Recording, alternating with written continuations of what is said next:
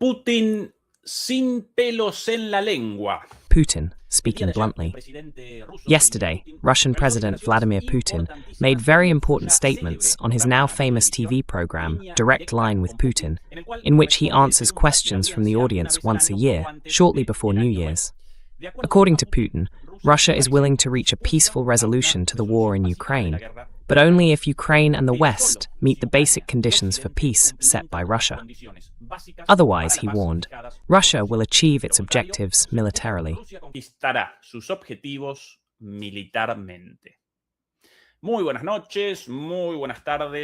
Good evening, good afternoon, and good morning. From Berlin, Germany, we begin broadcast number 307 of Demolishing Myths Talks. Thank you very much for joining us, and remember to support us with a thumbs up, subscriptions and memberships through our PayPal account. Also, don't forget to follow us on our social media, TikTok, Instagram, and Facebook. From Madrid, Spain, joining us, as every Friday, is Mr. Juan Antonio Aguilar. Juan Antonio, how are things over there? Juan Antonio Aguilar, Juan Antonio, ¿qué tal todo por ahí? Muy bien. All right. A bit worried because I've seen you freeze a couple of times now. I'm not sure if the networks are always up. Bien, entonces prendidas varias velas por aquí, rogando. All right then, several candles lit around here, praying to the saints to accompany us tonight. We're starting late due to a technical issue. 1,000 apologies to the audience, the delays are always my fault. Juan Antonio is super punctual, unlike Fernando and me. Juan Antonio, my dear, before you begin your analysis of what happened yesterday, which, by the way, is making waves around the world, Putin's statements on yesterday's program are truly triggering a lot of reactions on a global scale. I wanted to first give a bit of context. These are the images shown before the annual program, Direct Line with Putin, which has been held for many years. I don't remember what year the first edition was, but 2001, I think. 2001, me parece. 2001, por eso, desde hace, o 2003, sí, un montón de tiempo. Since 2001, or maybe 2013, it's been going on for quite a long time. Russian citizens take part, but also journalists from all over the world, and Putin answers questions from German journalists, critics of Russia, Western reporters, from the BBC, CNN, NBC News, provocative questions, malicious ones, as well as many questions collected throughout the year in Russia. And by the way, for many people this raises doubts. How can they collect questions from all over Russia throughout the year? But looking at other details, it's not just over the course of the year, but within a specific period, in the last few weeks. Well,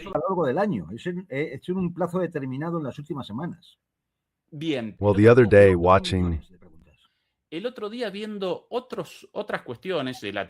The other day, while watching other segments on Russian television, I happened to notice, behind the scenes, some booths with people taking calls.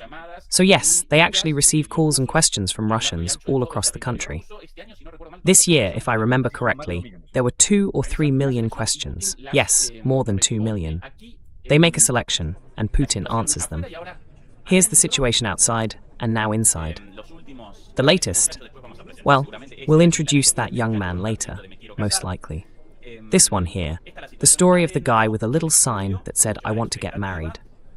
This is the atmosphere inside the studio, a lot of anticipation. And finally, here's Putin's entrance. This was last night. I have to say, I really admire Putin's bladder endurance. In previous sessions, I remember him sitting for 6 hours straight, answering questions without a single break, not even to go to the bathroom. But well, many statements were made.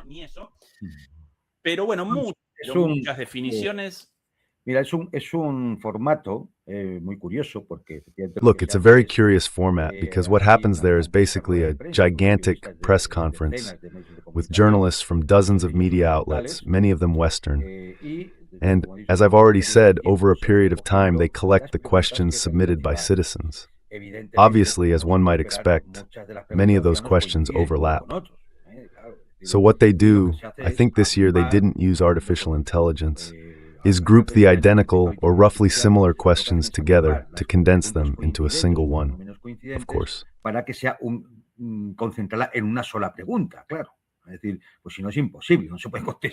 That is to say, otherwise it's impossible. You can't answer 2 million or so questions. It wouldn't be 5 hours, it would be 500. So, well, it's a format that, of course, the Western media swarm will say, well, that's staged, it's all prepared. Fine. Whatever you want, go ahead, do it yourselves, do it better. Come on, let Macron take 2 million questions from the French and from all the media outlets, and let him sit there for 5 hours listening to questions.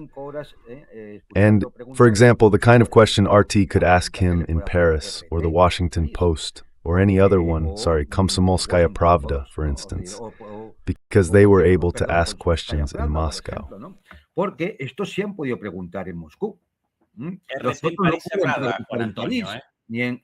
RT in Paris shut down, with Antonio. RT in Paris already closed, just like RT in Germany. You can say this is all staged if you want, but go ahead, do it yourselves, and do it better. We'll all have a good laugh. Go on, Macron, get together with the loudmouths in Brussels and with Merkel, with Stoltenberg. All of you get together, bring in the green jester from Kiev, and put on something like that. Come on, we'll have a laugh. That is to say, well, it's a format that logically must be a bit exhausting for Putin as a person over 70 years old. So it can't be easy. He must end up pretty fed up with the whole thing.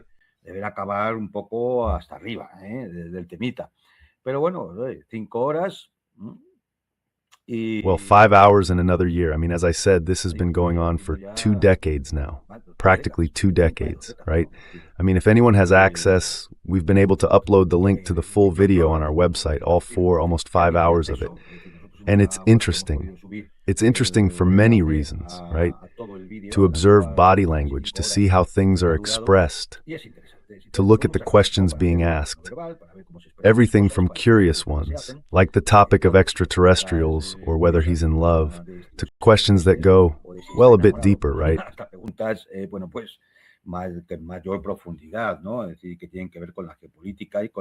That is to say, they have to do with geopolitics and international politics, with war. It's varied. Then, for those who have the time, because of course it takes hours, right? It's very interesting.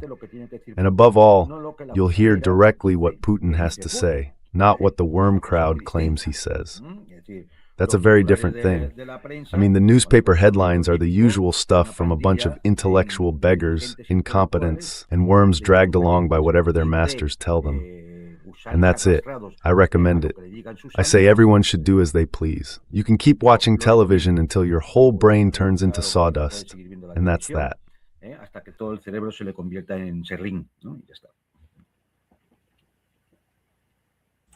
Juan Antonio, where should we start in terms of topics? The war in Ukraine, the situation in Russia, the relationship with Europe, the United States, wherever you want.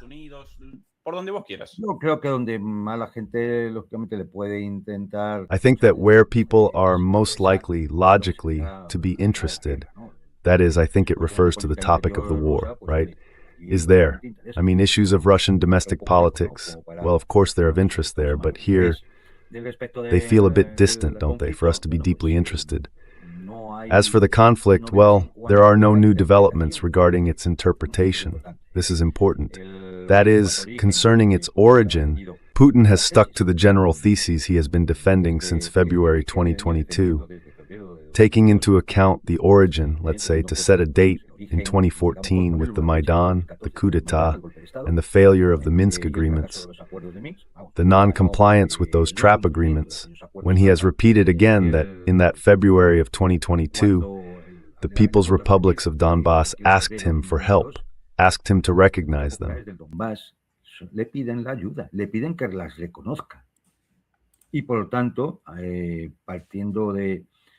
And therefore, based on principles, some of them unanimously recognized by the United Nations, such as the responsibility to protect, the special military operation began, which has never, in these 4+ years, been legally labeled as a war. There has been no declaration of war, and moreover, that was intentional, among other reasons, to avoid an internal escalation in Russia that would mean a general mobilization and turning the country upside down to start a total war. Well, that has been avoided. Russia's willingness for peace, and President Putin has said so, remains under the conditions that have already been stated several times, but specifically, the Russian Minister of Foreign Affairs presented them last June. Las expuso el Ministerio de Asuntos Exteriores ruso el pasado mes de junio. Y no se ha movido de ahí, ni se va a mover, vamos. And it hasn't moved from there, nor is it going to move, let's say. And well, it's said that it was accepted. Well, he says he accepts, no, that Russia accepted Donald Trump's proposals for resolving the conflict, which were discussed at the Alaska meeting. That's when I think all these initiatives began, the documents Trump, Wyckoff, and others have been talking about these past weeks. It was already discussed in Alaska. The question is whether Trump can deliver on what was discussed in Alaska. The question is whether the European Union, the countries of the European Union, are willing to follow that path toward peace that was already discussed in Alaska. And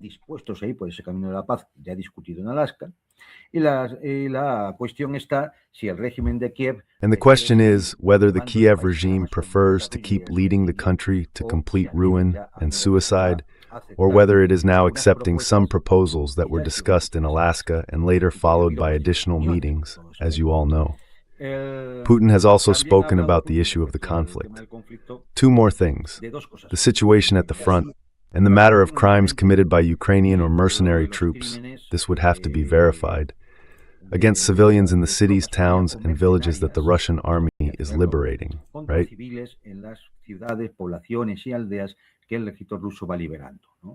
Juan Antonio, ¿podemos presentar un pedacito? Juan Antonio, can we show a clip of what Putin said about this recently mentioned issue? If the technology cooperates, because with RT's account blocked in Europe, I'm juggling things to make this appear, and it might show up on my screen, but not on yours. This is the question about Trump's peace proposals. By the way, it's asked by a journalist from NBC in the United States. Un periodista de la NBC de Estados Unidos. Sí, antes de que empieces. Yes, before you start. This man is the usual fool who goes every year. He's there to ask the insidious question, to see if he can catch Putin off guard or get a headline for tomorrow so the whole press can run with it. Putin's threats. Putin is rude. He's an unpleasant character. Well, that's the example, the archetype of the media worm. And well, everyone knows him, and Putin always puts him in his place every year. But the man keeps showing up, keeps insisting on his thing, because that's what he's paid for, not for his investigative work or for defending peace, right? That's what he's paid for, isn't it? Go there and stir things up, see if you can get Putin to give us a headline, right? Well, yes, he's the classic fool who always shows up every year at this press conference, this direct line. Right?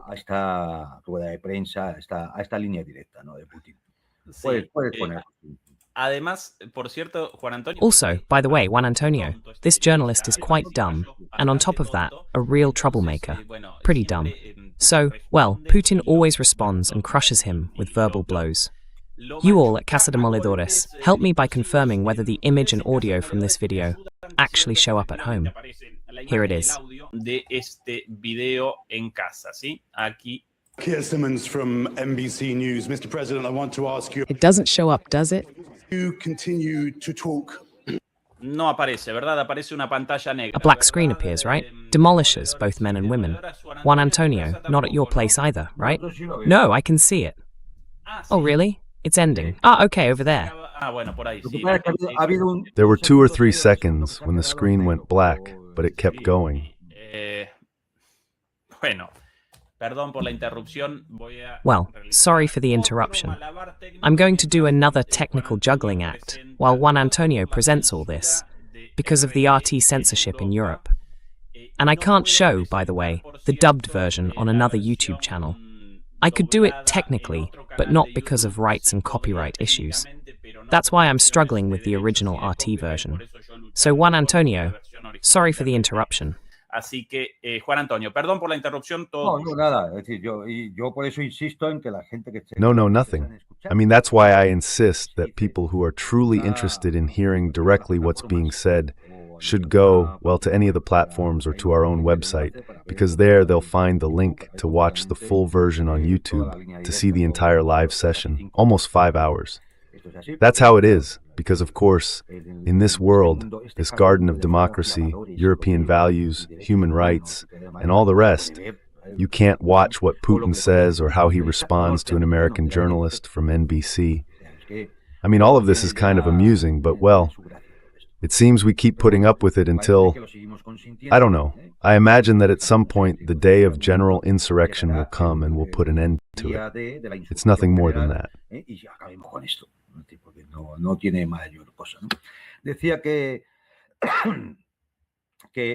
He said that Putin had spoken about those crimes committed against civilians in the towns, villages, and cities from which Ukrainian troops were withdrawing, executions of civilians without trial or investigation in some places, such as Severs, or shootings of elderly women. And we have seen some of these images, how drones were used against them, killing animals and an elderly woman who was praying beside her husband's body, who had also been killed. In short, these are the typical and very regrettable circumstances of war.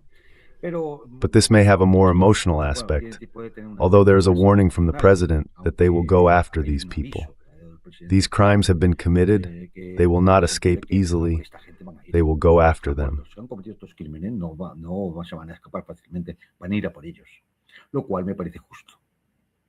Which I think is fair. Which I think is very fair.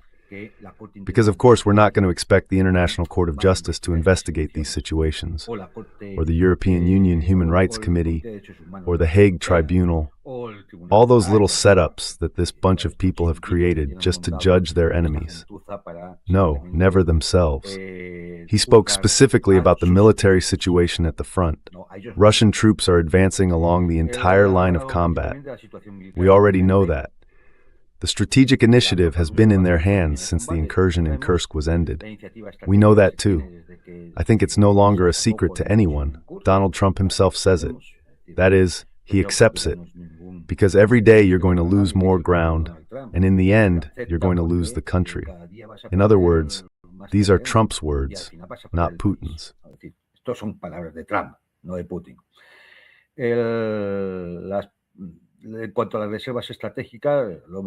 As for the strategic reserves, we've already talked about this many times here.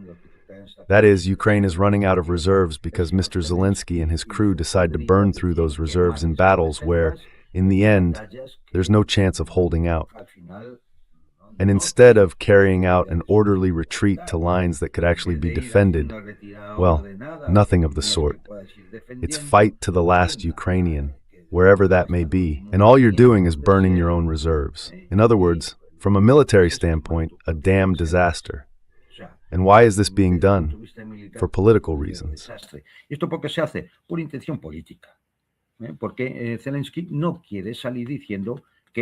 Because Zelensky doesn't want to come out saying that we've had to withdraw from this or that city, or that we've lost this or that mine, and so on.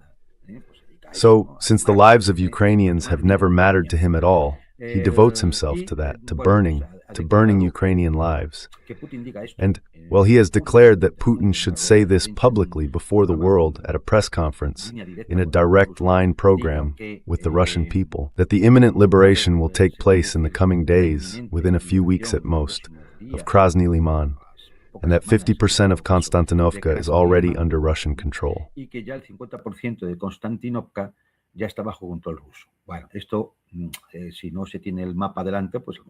Well, if you don't have the map in front of you, maybe it's not clear why this is important. And it's quite simple. The last truly fortified defensive line in Donbass is the Slavyansk-Kramatorsk area. That line will be attacked from the north once Krasny Liman falls, and from the south once Konstantinovka falls. From there, a pincer movement will close in on that area until it's completely taken. And from that point on, there are practically no built defenses until the Dnieper River. So, in that sense, the situation is quite critical for the Ukrainian General Staff.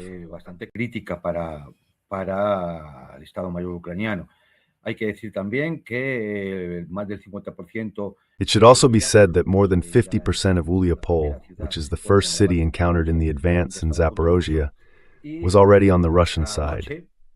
And until last night, while fighting was still going on in the Minograd pocket, the Russian name is Dimitrov.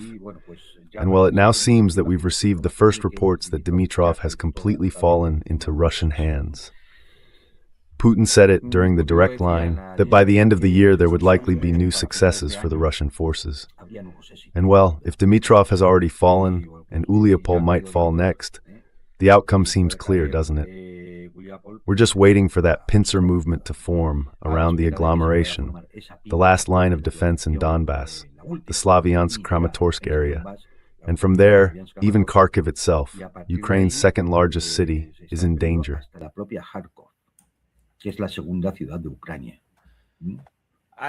Here, we presented what was discussed regarding the previous question very well. From NBC News, Mr. President, I want to ask you about relations with... Mr. President, I want to ask you about your relationship with President Trump. At the table, Ukraine is offering major concessions, but you keep talking.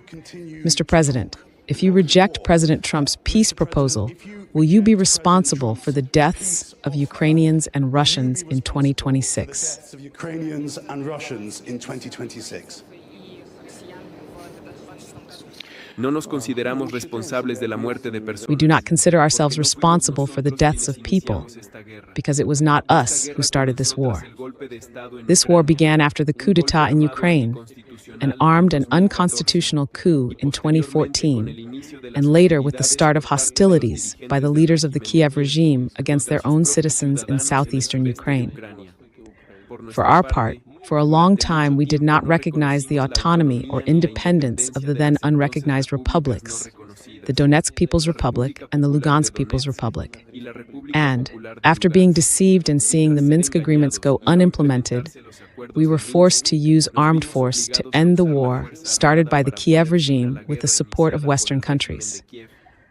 President Trump is making a great effort to bring this conflict to an end. Está haciendo un gran esfuerzo para poner fin a este conflicto. Como he dicho en repetidas ocasiones, en mi opinión, As I have said on many occasions, in my opinion, he does it with complete sincerity. Moreover, at the meeting with President Trump in Anchorage, we agreed to and practically accepted President Trump's proposals. Therefore, to say that we rejected anything is absolutely incorrect and unfounded. In the preliminary meetings in Moscow, proposals were made to us, and we were asked to accept certain commitments. When I arrived in Anchorage, I said that these would not be easy decisions for us, but we accepted the commitments offered. Therefore, to say that we rejected anything is completely incorrect and unfounded. The decision is entirely in the hands of our Western opponents, so to speak, mainly the leaders of the Kiev regime and, in this case, their European sponsors. We are ready both to negotiate and to seek a peaceful resolution to the conflict. como a una solución pacífica del conflicto. Bueno, pues, Clarísimo. clarísimo, sí. Well, it's very clear. The thing is, if you take a look at this same program from previous years, you'll notice changes. For example, they no longer talk about our European colleagues or our European partners. They talk about opponents. Putin has clearly identified that the Europeans are the ones who have maintained and supported this war, and they want to keep it going. That's the reality. The second point is to place the origin of the conflict where it belongs. And how many times has President Putin been reproached for not having resolved this in 2014, when it should have been in 2014, when the People's Republics of Donbass were declared?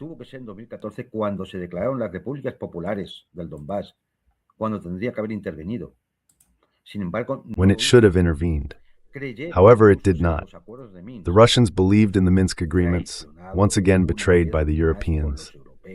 And more than that, it must be remembered that the organization responsible for ensuring compliance with those agreements, the Organization for Security and Cooperation in Europe, played an absolutely disgraceful role, because not only did it fail to report ceasefire violations by Ukrainian forces, but since it could be present on both sides of the contact line, it provided information to Ukrainian troops about targets to bomb in the Donbass.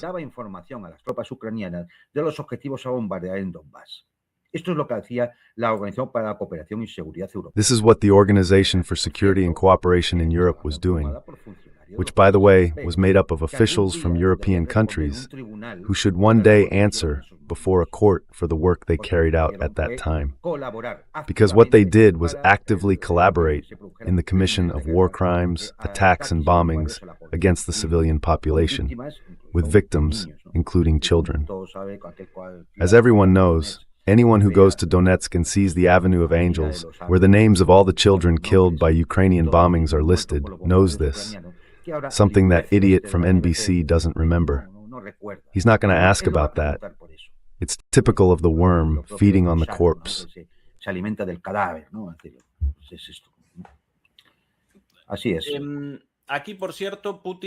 Here, by the way, Putin spoke about the attacks on the civilian population. Another small excerpt from the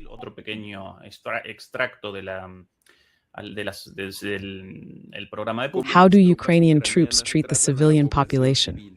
He didn't tell us that now, but once, when we spoke in the Kremlin, he told me, when we saw what they were doing to the civilians, we were dying to keep fighting. Yes, Naran, that's what you said. We're ready to keep fighting and wipe out that scum. When they saw what was happening to the people, to the civilians, they were shooting grandmothers, killing them with drones. Now he was being modest, shy. It's probably his first time before such an audience. And he told me all of this.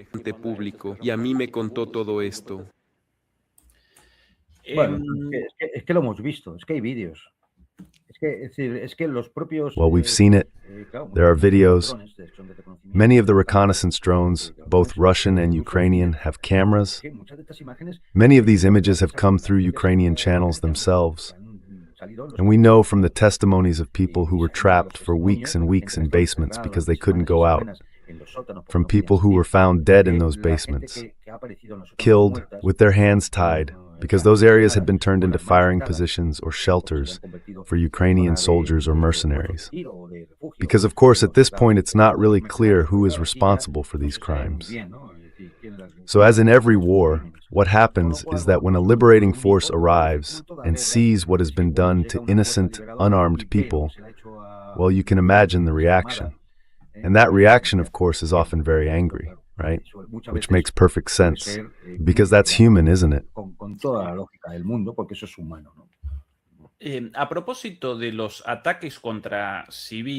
Regarding the attacks on civilians, dear Juan Antonio, Chuck Bowe, a Swiss analyst, by the way, was recently included on a sanctions list for his analyses on the relationship between Russia and Ukraine under the pretext of spreading Russian propaganda. An incredible thing, as if that were a crime. And by the way, he does analysis, not propaganda, but still. Like the communal bout and others, yes. Indeed. In one of his very interesting books, he presents a hypothesis about why the special military operation began in February 2022. Clearly, it was largely improvised and rushed. That's why Russia started off on the wrong foot in this confrontation. Later, of course, it corrected course and now clearly appears to be the winner. But according to Jacques Vaux's analysis, in the month before the start of the Russian attack, the Ukrainians began an artillery offensive, increasing attacks on the Donetsk region tenfold, especially against civilian areas.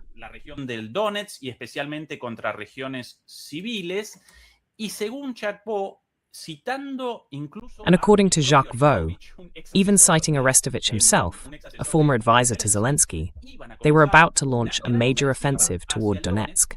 And that's why Putin responded with the special military operation, after years of unsuccessful negotiation attempts.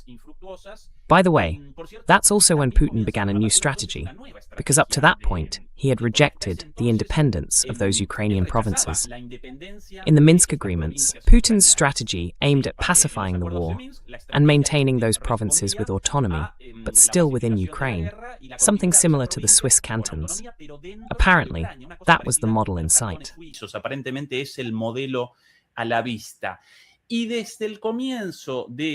And from the beginning of that wave of artillery attacks, and based on Ukraine's planning of a large-scale invasion of those regions, that's when Putin decides, Ah, no, this is where we start, not just by supporting those in those regions, but with our own military intervention.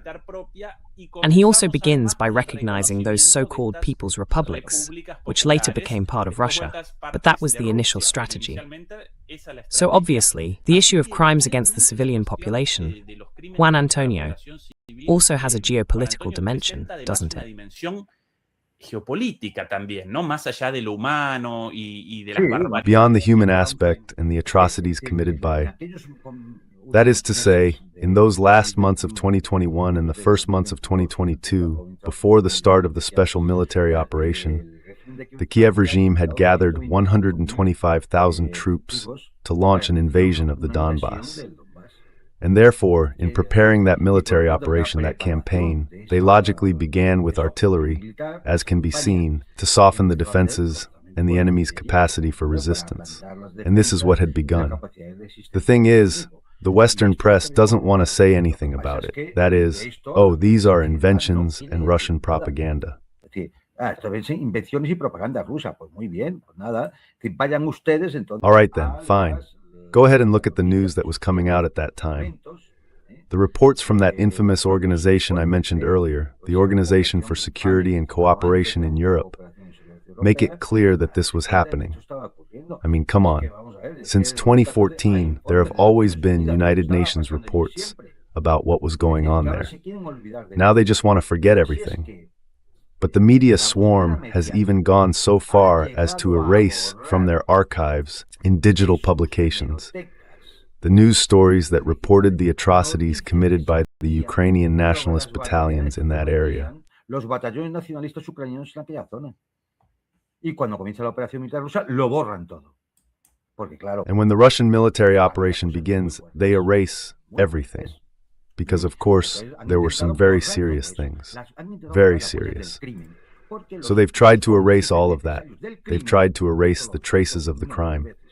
Because the necessary accomplices to the crime, and I repeat this over and over again, are not only Zelensky's clique in Kiev. No, no, no. The necessary accomplices are in Brussels, in London, and in Washington. And all the European leaders, with greater or lesser responsibility, through action, omission, or silence, have blood on their hands, and they are suspected of war crimes. Y son sospechosos de crímenes de guerra. Y lo siento, y es así. I'm sorry, but that's how it is. And look, whoever voted for Macron, for Merz, for Starmer, for Pedro Sanchez, or for Meloni, well, of course, they won't feel guilty about anything. But that's the objective reality. I like seeing you all voting for people who have allegedly been necessary accomplices in the crime. Doesn't sit well with you? Then enjoy what you voted for, my friend. That's it. Enjoy it. Look at the faces in the photos of the children from Donbass, and that way you'll feel satisfied with what you voted for. It's very simple. Everyone carries their own cross. Es muy sencillo. Si aquí cada uno lleva su cruz. ¿Vale? Cada uno lleva su cruz. Here, Juan Antonio, another perfect little piece for the next topic of conversation about the possible theft of Russian assets in Europe. Attention, our enemy is not succeeding. Nuestro enemigo no tiene éxito. Otro problema para él es que Another problem for him is that, as a result of the active and effective actions of our troops, the enemy has apparently suffered very serious losses in its strategic reserves. They have practically none left. And this is a very significant factor that I hope should encourage the Ukrainian regime in Kyiv to resolve all outstanding issues and bring this conflict to an end by peaceful means. There are practically no reserves left.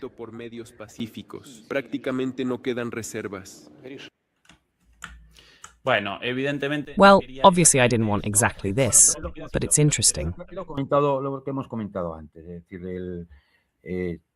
What we mentioned earlier, that is, this is no longer a secret to anyone. It has even appeared in Western publications. The number of casualties, of wounded who will never be able to fight again, of desertions, of disappearances, of people fleeing across the borders, is already so great that it is clearly impossible for any mobilization, no matter how successful they try to make it, to cover the losses being sustained. Unfortunately, All we see is how they hunt people down in the streets. This is what we have so often called the replacement rate. Es decir, es lo que tantas veces hemos llamado tasa de reposición. Si es negativa, es que no cubres. Teniendo en cuenta. If the number is negative, it means you're not covering.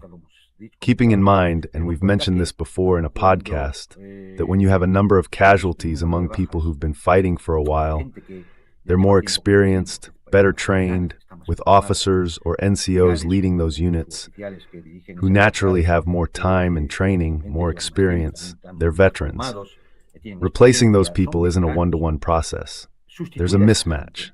In other words, if you've lost 1,000 of those troops, you don't just need 1,000 to make up for the losses. You need 1,000 plus a certain percentage more to achieve the same combat effectiveness. Para conseguir la misma eficacia en el combate. Con lo cual la tasa de reposición todavía. Which means that the replacement rate objectively is even lower than the simple number, the simple ratio of saying, hey, I lost 35,000 this month. I need to get 35,000 mobilized to cover them. No, you need 35,000 plus a percentage. Of course, what happens then? Well, as each month goes by, the replacement rate becomes more and more negative, more negative, more negative. There comes a point when it will be impossible to sustain the war effort because those reserves won't exist.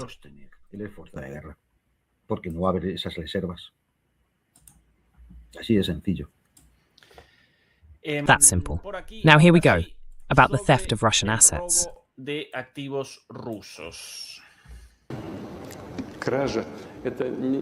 Theft is an inadequate term. Theft is the secret taking of goods. But in our case, it's an open attempt. It's a robbery. It's a robbery. And why can't they carry out this robbery? Because the consequences could be serious for the thieves. Well, exactly.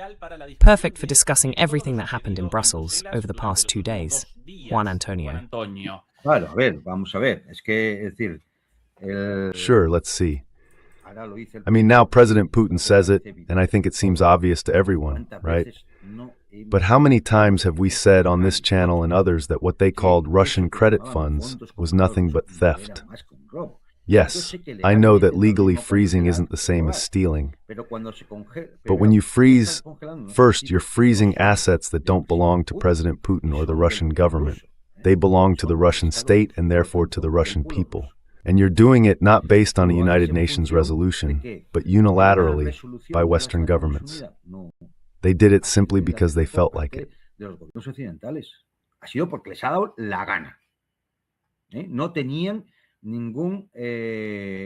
They had no legal basis under international law, which, as I said, would have required a resolution from the Security Council or a ruling from the International Court of Justice, or something similar that would give it legal weight.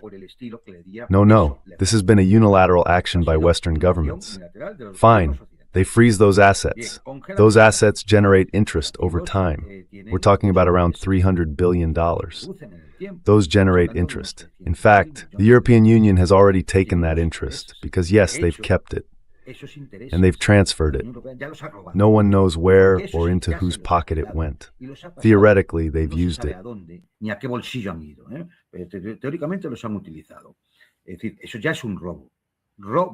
That is to say, that's already theft. Theft.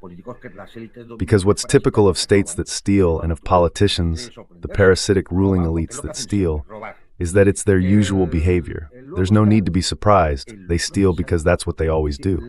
Steal. Then there's the lost profit, meaning the investments, payments, business operations, or any other kind of transactions that the Russian state could have made with those $300 billion. That's a loss, and someone will have to take responsibility when the time comes for how that loss will be covered. Or what do you think? That the Russians are fools? Of course, because here everyone's a fool except them. Not them. They're very clever. You only have to look at how the European Union is doing to see how clever they are.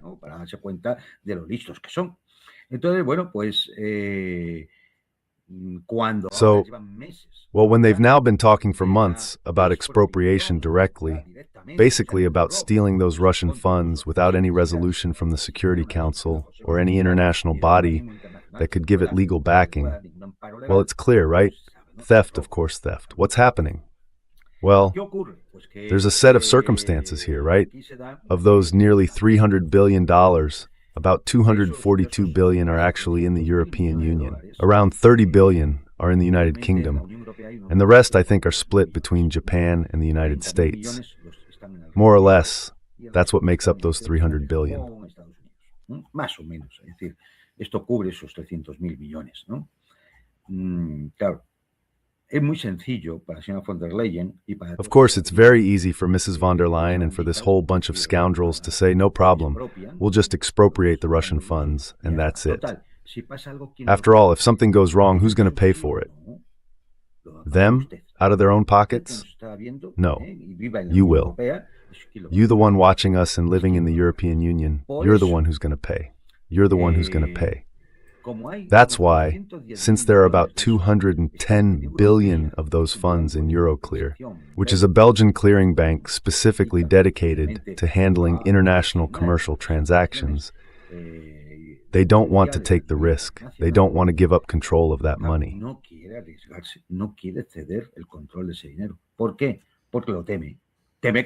Why? Because it's afraid. It's afraid it's going to be robbed. Of course, that's what it fears, that it's going to be robbed. And since it's afraid of being robbed, who will the Russian state demand answers from later?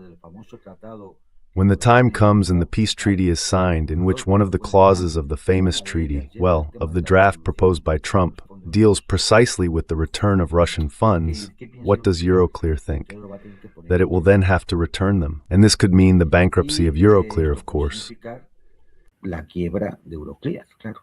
Porque cuando un juzgado... Because when a court in Moscow rules that this was a theft and sends a notice to a court in Hong Kong, Singapore, Abu Dhabi, or Dubai, where Euroclear has its branches or offices, and says, seize these people's accounts, because 210 billion euros must be returned to Russia, then what will Euroclear do? And who will trust a euro or financial institutions again? Where a state has placed its money from its sovereign fund, its state funds, the people's money, only for the European Union to unilaterally decide to steal it. Que lo roba. Que lo roba. ¿Quién se va a fiar de eso? Who's going to trust that? Is the euro really going to be a reserve currency for anyone? If these kinds of actions are taken, of course, as a consequence, Belgium has opposed it, because in the end, it sees that the mess is going to fall on its shoulders. Because if Trump included it in the 28-point plan, it's because Trump has already accepted that it will have to be paid back. Moreover, if all he wants is for part of it, about 100 billion, to be invested in unified reconstruction, with 50% of the profits going to American companies, then we're assuming it has to be repaid. And so what happens? Well, Belgium refuses. Hungary, Slovakia, and the Czech Republic refuse. They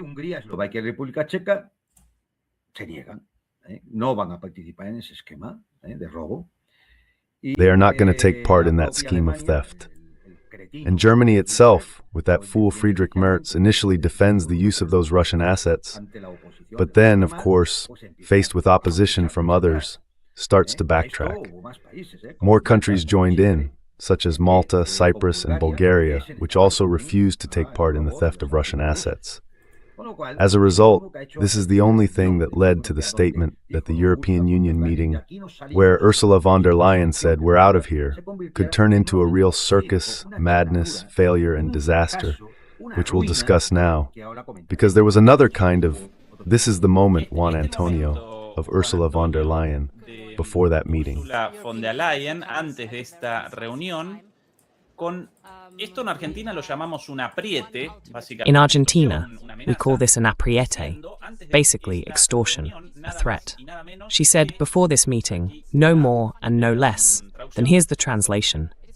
We will not leave the European Council without a solution for Ukraine's funding for the next 2 years, and one of the two options must be agreed upon in the European Council. Basically, here was Ursula von der Leyen threatening the heads of state of the European Council. No one leaves this meeting without approving this. And after this embarrassment, on top of that, as always, who else but our friend Kaja Kallas started ranting, grumbling against the Belgian Prime Minister, pressured not only by Putin, but also by Trump. No solamente por Putin, sino también por Trump. Claro, Sí, dicho claro. a los gritos, lo está presionando Trump. Shouted out loud, Trump is pressuring him. In the end, they couldn't handle it and started presenting, here Ursula von der Leyen herself, the agreement reached as a supposed success. Here's a bit of what this lady said. Basically the following. We had a very clear goal, to secure funding for Ukraine. This is of utmost importance. We will deliver 90 billion euros over the next 2 years. If we hadn't had this task of presenting 2 options for Ukraine's financing, I suppose we wouldn't have had the courage or the political drive to permanently immobilize Russian assets. It's a great victory. Sure, but not the one she wanted, right? Sí, claro. Pero no la que quería ella, ¿no? Vamos a ver, es decir, Let's see. Right after the meeting, well, Japan had already said, and the United States too, that they weren't going to seize Russian assets. And after the meeting, the United Kingdom decided that it has 30 billion and that it's not going to seize Russian assets either. In other words, the failure of this European Union summit is of cosmic proportions, truly. They went in with full intention, even putting pressure on the Belgian Prime Minister. They went in with full intention, and in the end they came out with something I'll comment on in a moment. In short, an absolute failure. Of course, what were they saying? What was the real proposal? Claro, es decir, ¿qué decían ellos? ¿Cuál era la propuesta real? La propuesta real es The real proposal is this. Russian assets are expropriated and used as collateral to issue bonds through the European Central Bank, which already said no way, right? And with that, we end up with 200 billion, 242 billion. Well, just think about it. If those bonds have to be repaid later, the states will ultimately have to take them on. The Russians won't, because their money's already been taken. The states will have to. Well, it's very simple. You take 242.8 billion euros and divide it among the active workers of the European Union, including the self-employed, and it turns out that each worker will have to pay about 1,200 euros for the little joke of Mrs. von der Leyen, the crazy one from Estonia, and company. Nada más, 1.400 euros cada trabajador. That's it, 1,400 euros per worker. In any household where both work, that's 2,800 euros per couple. Nothing, just a trifle, a silly little thing. To hand it over to Zelensky and his crew, Alibaba and the 40. Well, since all this has been a monumental failure, of course, they had to do something. So they pull another trick out of their hat, a 90 billion euro loan. If you divide that again by the active population, excluding the unemployed in the European Union, it turns out that each worker will have to pay 450 euros for this loan.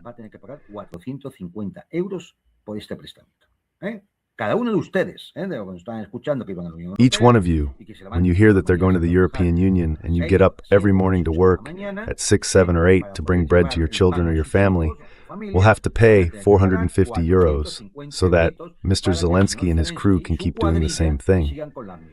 And of course, since Zelensky won't steal all of it, some of it will go elsewhere. Some of it will go elsewhere. Well, then this will be financed through an issuance of what? European Union debt.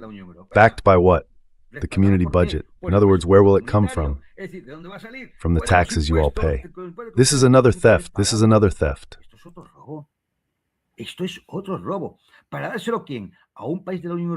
To give it to whom? To a European Union country that's in serious trouble because of a natural disaster. No, to give it to the regime of a country that doesn't even belong to the European Union. And we already know, time and again, that they're a bunch of corrupt people. This is the outcome of the European Union summit, which once again shows that this structure called the European Union has a problem of systemic corruption, because it's no longer just economic corruption, meaning putting their hands in the till, taking the money for themselves. It's that it's morally corrupt. Admitting this is like saying, of course, they're not going to tell you this on television.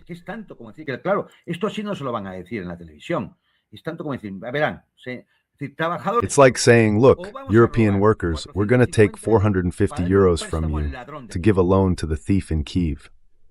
Since they can't say it like that, they tell you that, of course, we have to help Ukraine in 2026 or 2027, because it can't go on any longer, and so we have to pay for it, as we've been doing, paying for everything. So that later, well, Kuleba can live like a king in the United States. So that Klitschko's children can also study in the United States. So that Zelensky's family can be in Israel, and so on and so on. Right? That's what it is. You're going to pay 450 euros. But hey, consider yourselves lucky, because if we do it with Russian funds and things go wrong, you might end up paying 1,200 euros. You see, this is not even counting the military aid, which comes from another budget line, and just for the Germans alone, it's going to be 11.6 billion euros. This doesn't include the European Union's rearmament plan, which amounts to 850 billion euros, nor does it include the increase in GDP allocated to defense and military spending, 5% of each country's GDP. What for? They're going to keep the same story, and it's all coming out of their pockets again. Add it up, and it keeps going and going. So is anyone really surprised that the Americans, the United States, the Trump administration, said, no, I'll sell you the weapons, you'll pay for them, but I'm not putting in another cent?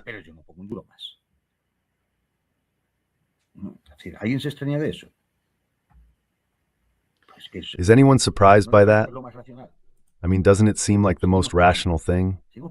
No, we keep paying. And who are we still paying, anyway? A guy who's been, for almost a year now, the president of a country that isn't part of the European Union, illegitimately, who hasn't called elections, who hides behind martial law in Ukraine, even though that doesn't prevent, according to the law itself, the Ukrainian constitution, the calling of elections. And even so, if that were the case, it would be up to the president of the Rada, which is the Ukrainian assembly, the Congress, so to speak, to temporarily lead the country.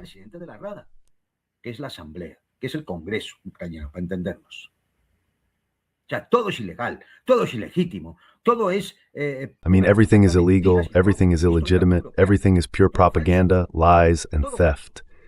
This is the European Union. All fake. All fake.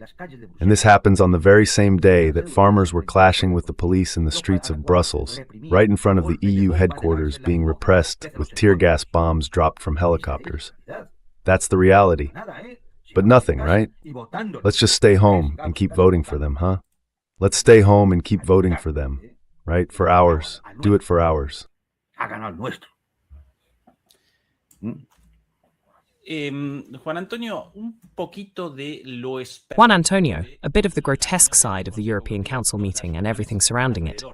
Here's what was mentioned earlier. That completely unrestrained woman, a real troublemaker, a hooligan, Kaja Kallas, before the meeting, saying, sorry, here we go. Now yes. Basically the following. I understand that Belgium is under a lot of pressure, from Russia, from European countries, but also from the United States. And to free itself from that pressure, we should have a European proposal. Then Belgium will simply comply with the law, and anyone with concerns can appeal to the courts against the European Union.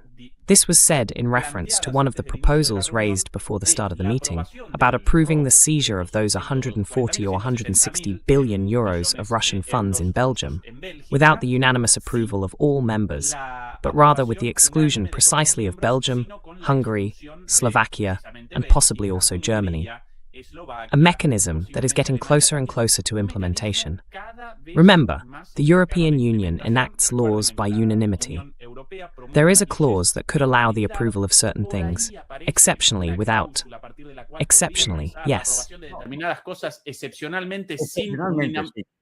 Han tirado de un artículo, el 122, de un artículo que está para They've pulled out an article, Article 1 and 22, an article meant for exceptional emergency situations, to say that something has to be approved through an urgent procedure, and I don't know, to allow it not to require unanimity. So fine, we're in those circumstances. Who decided that? Ms. Callas decided it, Ms. von der Leyen, and then we tear down all the greatness of the European Union, the need for unanimity to approve these things. Today we used it for this. What else will they use it for tomorrow? I mean, are we going to keep giving power to a clique in Brussels that no one has voted for so they can do whatever they want? It's absurd. It's grotesque. You look at this person, this character, this individual. It's the most extravagant, the most grotesque thing that could have emerged in European diplomacy. Lo más grotesco que ha podido surgir en la diplomacia europea. Vamos, yo no sé, históricamente no recuerdo otra cosa igual. Ahora lo digo, sinceramente. Historically, I don't remember anything like this. I say it sincerely. I don't remember anything like it. All of this, moreover, Russia's pressure, what kind of pressure can it exert? You have their assets frozen there, right? We'll see about that in international courts, because of course a court in the European Union will follow Brussels, but a court in Hong Kong or in Singapore or in Dubai might enforce the ruling and seize Euroclear's accounts. And then what? What are they going to do then? And that's without even considering something else, that European funds, securities, investments, and assets in Russia amount to about 400 billion euros. Because if the tables turn, fine, you freeze mine, I'll freeze yours. Vale, tú me los congelas, espératelos, yo congelo los tuyos. Todavía va a seguir ganando Rusia. Russia is still going to keep winning. But this is what these figures are capable of. What's going on here?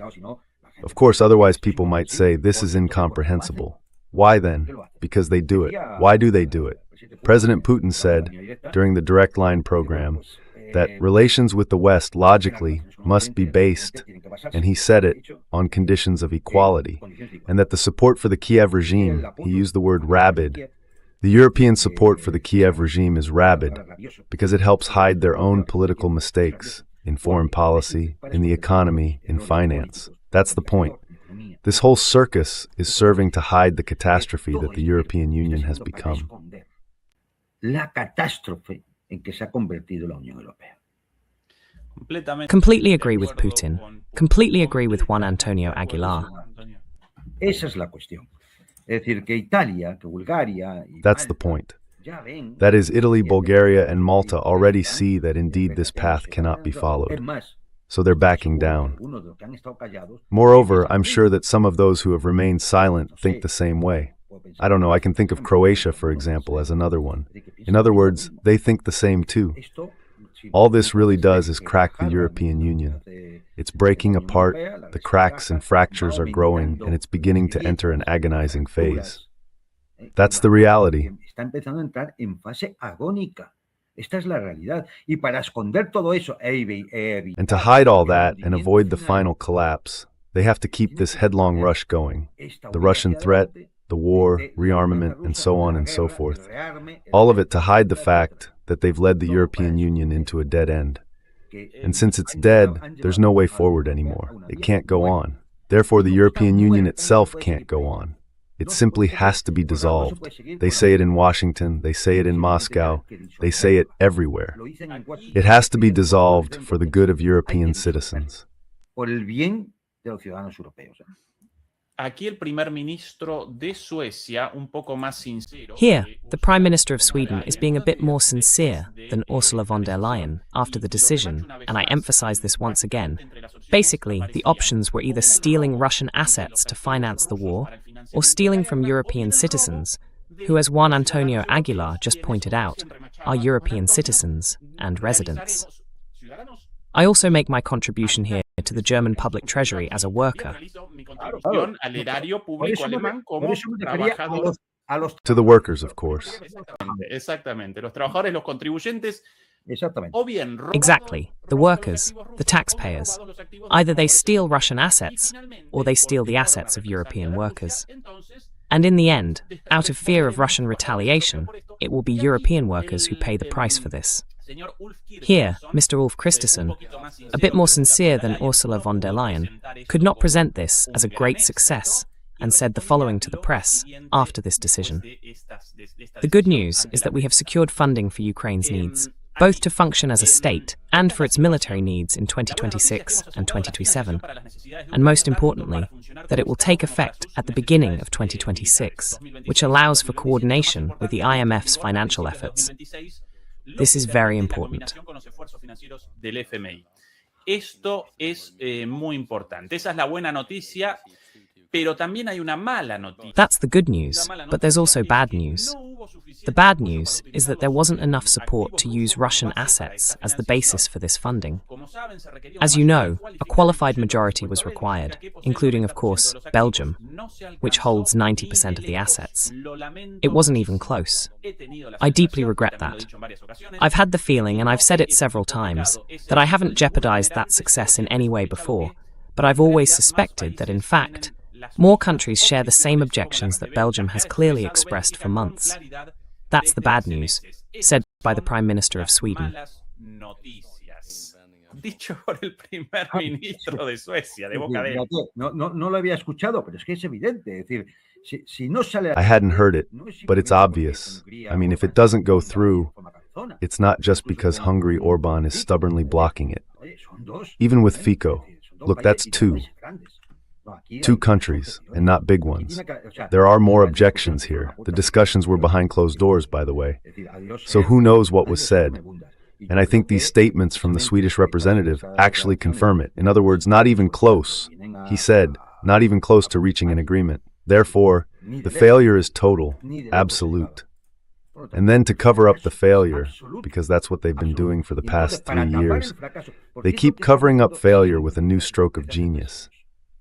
A genius idea that always costs Europeans money, but always comes with a new supposed brilliance. Pero siempre con una nueva genialidad. Porque claro, a ver, es que la Unión Europea, tanto como Unión Europea... Because of course, the European Union, both as a union and as individual member states, has already spent more than 200 billion on Ukraine. If you divide that among the employed active population of the European Union, you'll see that we're already approaching another 1,500 euros that have been taken from each worker. It's astonishing. And well, you look at the reports that come out in the media and about all this, well, I don't know, nobody says anything. It must all be fake news, social media hoaxes, and platform nonsense, right? The TV networks are, let's say, the oracle, right? The oracle that always tells the truth, right? All of this is starting to become ridiculous, apart from being dramatic, you know? Todo esto empieza a ser ridículo, aparte de dramático, ¿eh? Para redondear este tema antes de la vuelta a To wrap up this topic before going back to Putin, here's what happened a few minutes ago. The Prime Minister of Belgium had a very heated exchange with a journalist during a meeting. This man, known as Bart de Wever, a hot-tempered guy, as we'd say in Argentina, quite moody and quick to anger, and he was at the center of this situation just a while ago. This is the cherry on top of Europe's decline. Pay attention to this. Yes, I can imagine what it is. Pay attention to this. Here's the question before that. Why did you reject the loan with Russian money and the confiscation? La confiscación, y él responde, at the end of the day, we were unanimous, huh? And he replies as follows. At the end of the day, we were unanimous. Opt-outs, but even the opt-outers allowed us to take the decision. Tomamos una decisión unánime y we made a unanimous decision. There were some opt-outs, some abstentions, but even those countries that abstained allowed us to make the decision. So where is the division? There's always division at the European. Entonces, ¿dónde está la división? Siempre hubo división. There have always been divisions in Europe. Esto es Europa, 27 países, ya enojadito, 27 países. This is Europe, 27 countries, already a bit irritated. 27 countries with different interests, different positions. some closer to Russia, others farther from Russia. We're not all on the same team, we don't all play on the same team. But at the end of the day, there was a unanimous decision. So, what's your problem? Increasingly angry. And the journalist from the back replies, but there were 3 abstentions, right? Well then, what's your headline going to be tomorrow? Bueno, entonces, ¿cuál va a ser tu titular mañana? If it depends on what I say, and I'm going It depends on what I say, and I'm not going to say anything at all. It depends on what you declare now, replies the journalist. And once again, Daviva says, then I'm not going to say anything. What's your problem? 3 abstentions, we've had them before. Every time we extend the sanctions, there's an abstention. Hungary's, obviously. You can go ahead, but without my... There's someone who says, okay, you can move forward, but without my support. And even so, we can still move forward. Someone says, you can move forward, but without my support. And still, we move forward, always with the extension of the sanctions. We found a solution for Ukraine's financing, and we're unanimous. 3 abstentions. What's the problem? But we're there. All right, fine, but we made it. That's good. And now I'm going to my dacha in St. Petersburg. My neighbor is Depardieu, and then across the street there is Assad. My neighbor is Gerard Depardieu, and Asada lives across the street.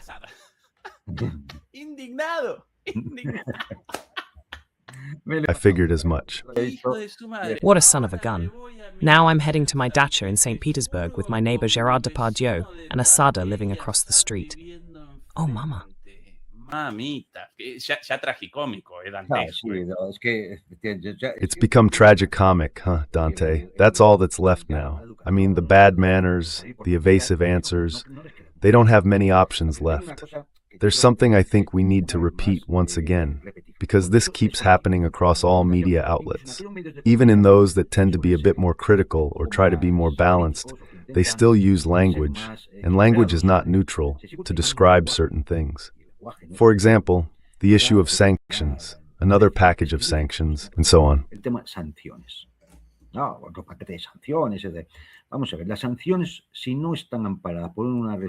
Let's see, sanctions, if they are not backed by a United Nations Security Council resolution, are illegal under international law, and sanctions are a hostile act by one state against another. Every time the European Union issues a new package of sanctions, it is taking hostile actions against the sanctioned state, in this case, Russia. Not only that, right? I mean, these are hostile actions. They are illegal. And I don't know whether someday this will be brought before some kind of international or national court, because these are illegal actions. Sanctions are illegal. And they can set whatever price they want for a product. But what is this?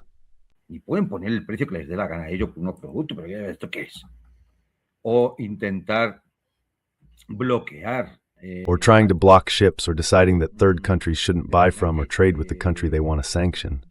You don't buy, fine, but are you going to stop a third country, India, China, or whoever from doing so? Based on what? Based on what? Come on, Ursula. Based on what? You're crazy. You're crazy. Sick in the head. Just like that little person, that woman who follows you around, Mrs. Collis. 2 lunatics. So honestly, what's most surprising here is that we've been seeing this crowd's wrongdoing for 4 years now. We'd already seen it in previous years with other events, right? We're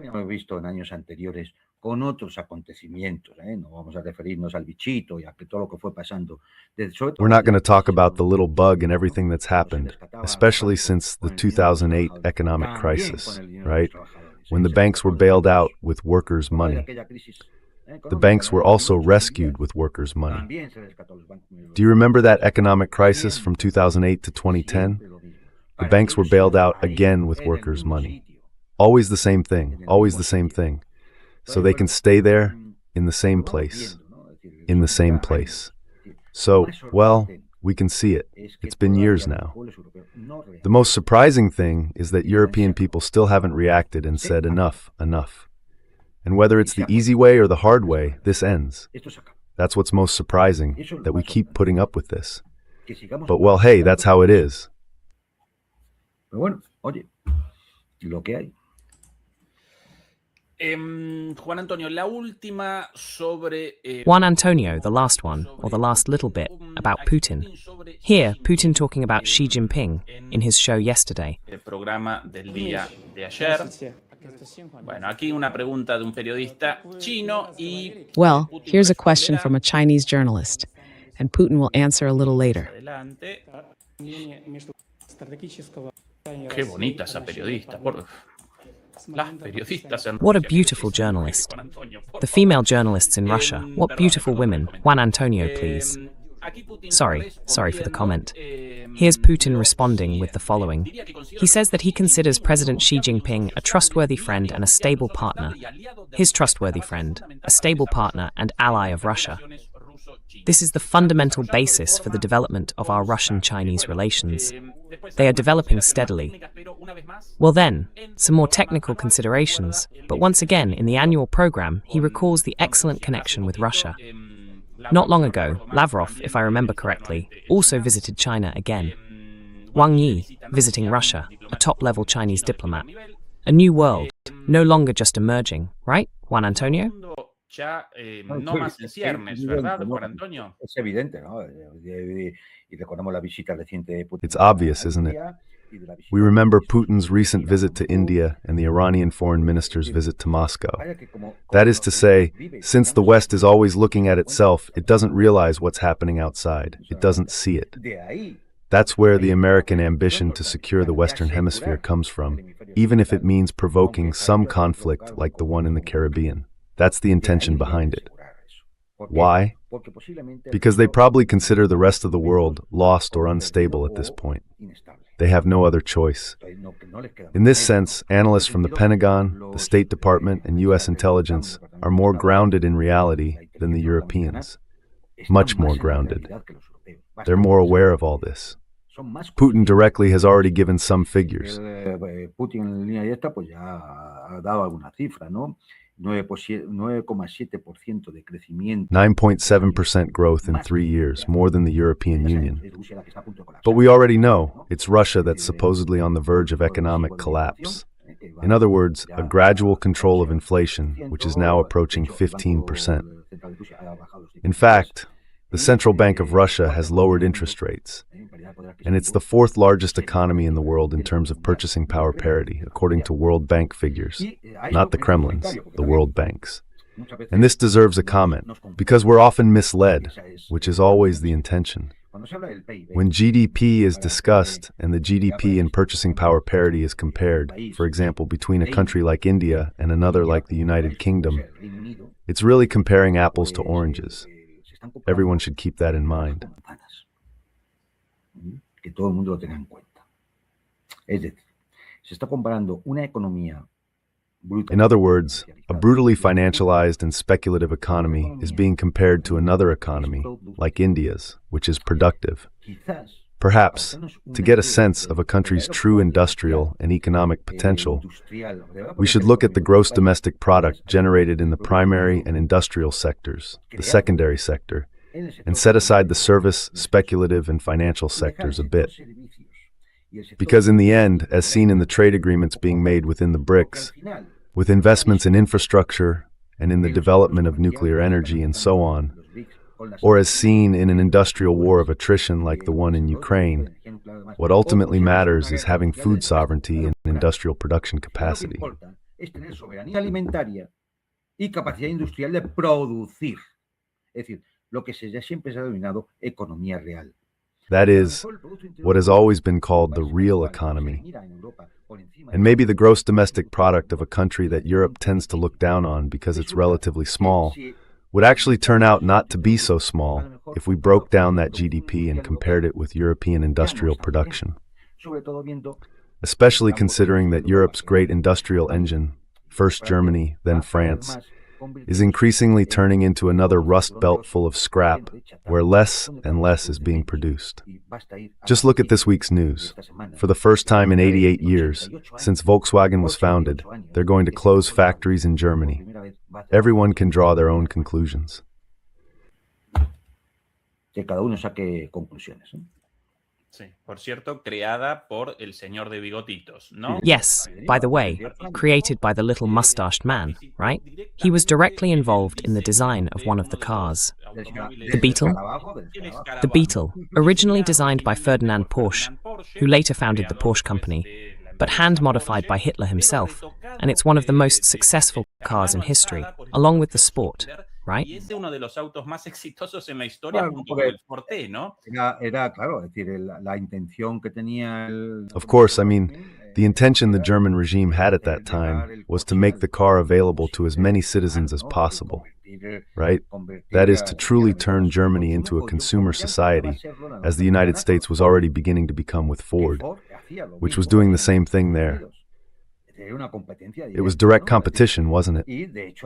And in fact, the rivalry between the American and German automobile industries has always been traditional.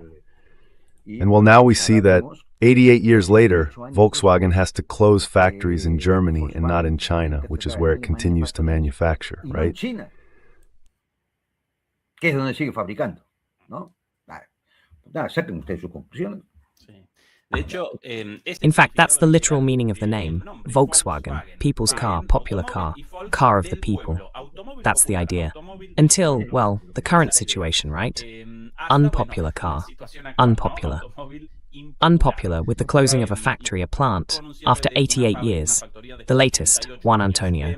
And by the way, remember, demolishers, please help us with a thumbs up. We're on our way to 3,000 demolishers, still far from 3,000 likes, so please help us with that. Todavía lejos de 3.000 likes, así que por favor ayúdennos con eso. Recuerden además acompañarnos en nuestro canal hermano de MP Geopolítica. Also, remember to join us on our sister channel, MP Geopolitics, on our English channel, Demolishing Political Myths, on our social media, Instagram and TikTok, and through memberships which were reactivated just a few days ago after a technical issue. Your memberships help us a lot to keep the channel running. That said, Juan Antonio, here comes the disgraceful one. So many disgraceful ones today. Well, who isn't, practically, in the West?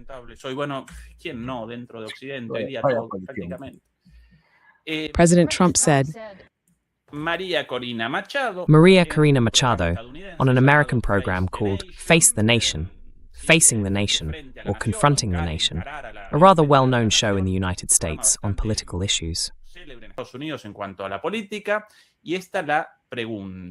That land strikes. And this is the question. Talking about, has he promised you anything? No. President Trump has repeatedly said that he is going to carry out ground attacks against Venezuela, supposedly to fight drug trafficking. Do you know what he's talking about? Has he spoken to you about this? No. Well, if I knew, I wouldn't say so, of course, but that's not the case. We are not involved, nor do we get involved in another nation's politics for its own national security. No, I don't know. And even if I did, I wouldn't tell you. But we Venezuelans are not going to get involved in another country's internal politics, like in the case of the United States. The United States can indeed get involved in Venezuela's internal politics. Patience, Juan Antonio, patience. But could you invite a U.S. military action? But would you welcome military action in Venezuela? I will welcome more and more pressure. I would indeed welcome more and more pressure so that Maduro understands he has to go. Regime change. This cannot be compared to other cases like countries in the Middle East. And I'm going to insist on something I've already said before. This is not a conventional regime change. It can't be compared to other regime changes. Just to clarify, in English they call a regime change a coup d'etat. Basically, that's their terminology. We already had elections, the change of government was voted for, and what we need now is for that decision of the voters to be enforced by force. But you, how do you reconcile, how do you combine military action with the fact that you received a Nobel Peace Prize? What we're fighting for is precisely freedom in order to have democracy, and democracy. And what we are fighting for is precisely the freedom to have democracy and the democracy to have peace. We are fighting to gain freedom, and from freedom to achieve democracy, and from there to have peace. And to maintain and uphold freedom, an attack must be carried out. Se necesita llevar a cabo un ataque. The contrary would be the peace of the dead. The opposite would be the peace of the graveyards. Lo contrario sería la paz de los cementerios. Well, what we can say is that this is the mockery committed by the Swedish Academy, the Norwegian one, by awarding the Nobel Peace Prize to this person. It's no surprise that Julian Assange has initiated legal action against the 20 members of the Norwegian Academy who gave the prize to this lady. It's only natural. In other words, it's been a mockery. Of course, it in no way follows the intentions with which Alfred Nobel originally created the Nobel Prizes. We all know there have already been previous situations where the Nobel Peace Prize is what it is.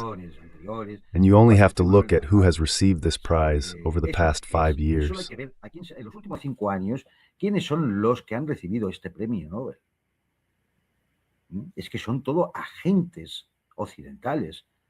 They're all Western agents promoting coups in their respective countries.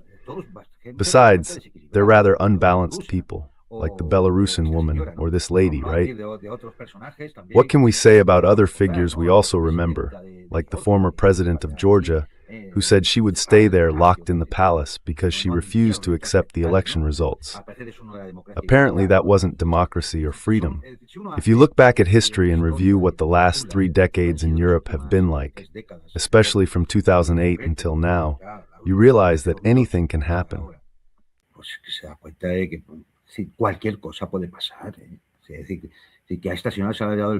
If this lady has been given the Nobel Peace Prize, I don't know who will be next. I imagine the Boston Strangler is already dead. If not, they could give it to him, or to Jack the Ripper. These are the kinds of things that are absolutely incomprehensible if you look at them with even a minimum of objectivity. There's no reason, beyond whatever one might think about the issue of Venezuela, the conflict, the U.S. imperialist action there, beyond anything we might want to think. This cannot be done. You can't give the Peace Prize to someone who is calling for a military attack against their own country. It would already be outrageous if they said it about another country, but against their own?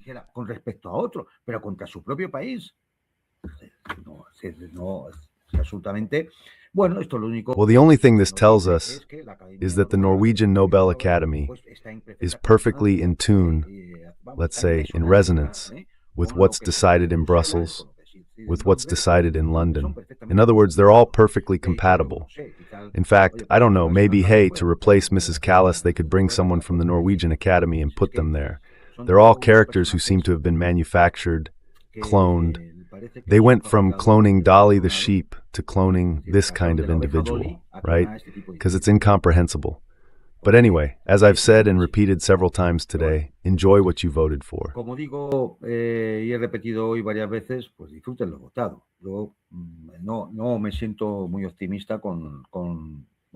I'm not feeling very optimistic about everything that's happening in today's Europe. You know, we'll see, because it seems to me that there are already quite a few storm clouds on the horizon, and I think those clouds are heading straight toward Europe. And I'm not talking about the Russian front, but about those clouds themselves. They're coming directly toward Europe, because I get the feeling that everyone else is realizing where global politics is heading, except here where they've decided to use the squid tactic to cover up the problem, to avoid the danger. We release the ink, blur everything, and that way no one sees anything. Then we tell them on television what they should think and who they should vote for.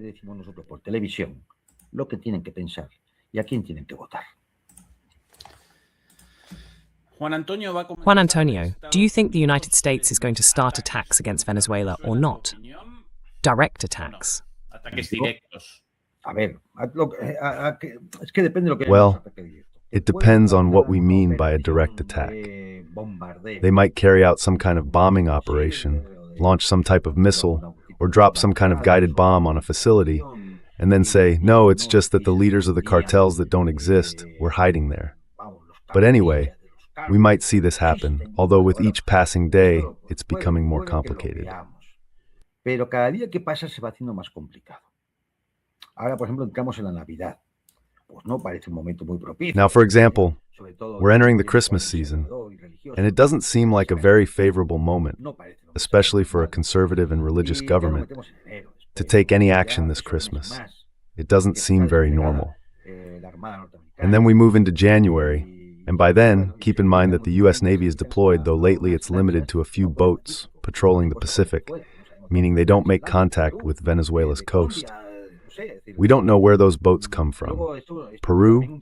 Colombia? I'm not sure. In other words, this also implies a certain wear and tear, a loss of support in U.S. public opinion. It's a strain because, of course, the issue of the murdered castaways could hurt the Trump administration, especially when we're 10 months, soon to be 9, away from an election. So all of this doesn't help Trump's position. Now it's about pulling back without making it look like you're leaving with your tail between your legs and that Maduro has beaten you. That's the issue.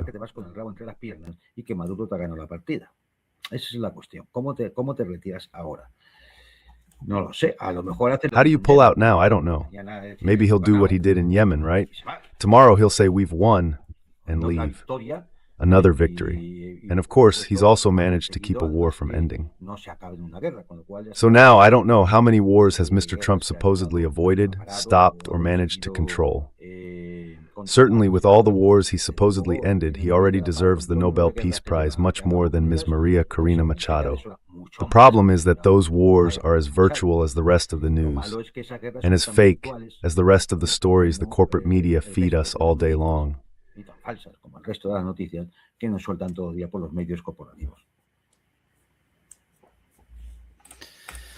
Estimado Juan Antonio, un placer como siempre. Dear Juan Antonio, as always, it's a pleasure to have our conversation.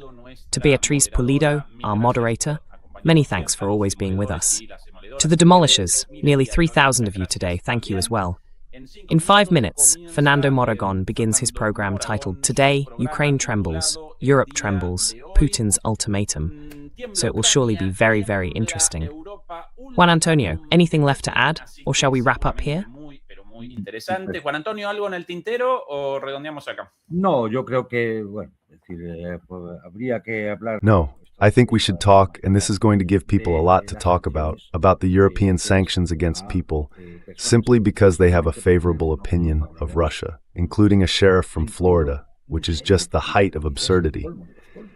Any day now I'll go down to the bakery, and the baker will end up sanctioned by the European Union, because one day she said she liked Putin. We're really reaching a point where, I repeat and insist, the most surprising thing is that we keep putting up with it. That's what's most surprising. Because, I mean, come on, a sheriff from Florida, and they sanction him. And so, of course, I imagine the poor sheriff doesn't have any funds in any European account, right? Nor any villa on the Spanish coast, I don't know. I imagine, and well, I hope not. I hope not, because they're capable of taking it from him. Sí, para colmo, Juan Antonio, determinan las sanciones. Yes. To top it off, Juan Antonio, they determine the sanctions in a way that even goes against the most basic principle of separation of powers, against the most basic Republican principles. The European Commission, the executive, issues a ruling, not a judicial one, against a person without the possibility of a right to defense, without an accusation based on a law, because promoting Russian propaganda in itself does not constitute a violation of the law. And moreover, they first determine the punishment, since they impose the sanctions, and only afterward can a person, with their bank funds frozen, file a case in Brussels. So the situation is even reversed. First comes the punishment, and only then the trial before the executive power.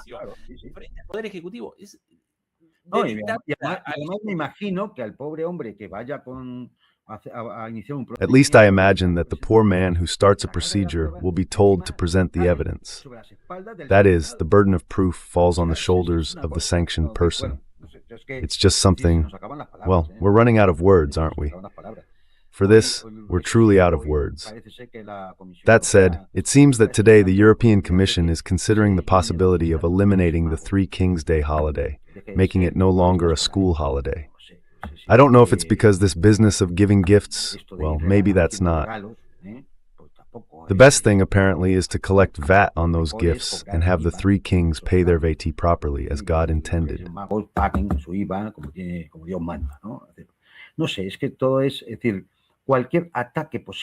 I don't know, it's just that everything is, any possible attack on what makes up the identity, the culture, the traditions, the spirit of the European people, of the peoples of Europe. Who is the European Union to interfere with whether we want to celebrate or not celebrate the Three Kings, the Festival of San Fermin, or Oktoberfest? Who is the European Commission to meddle in that? We're absolutely fed up with these people. And I keep saying it over and over again, but how do we put up with it? How do we put up with it? It's a mystery.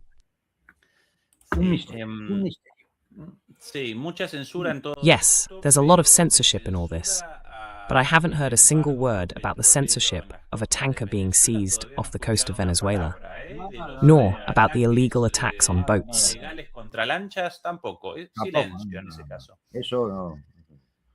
Silence in that case. That doesn't matter, my dear. We are good, we're the good ones, they're the bad ones. Manuel Hollywood. Dear Juan Antonio, a hug. Fernando is starting in a little while. Bye-bye. Greetings to everyone.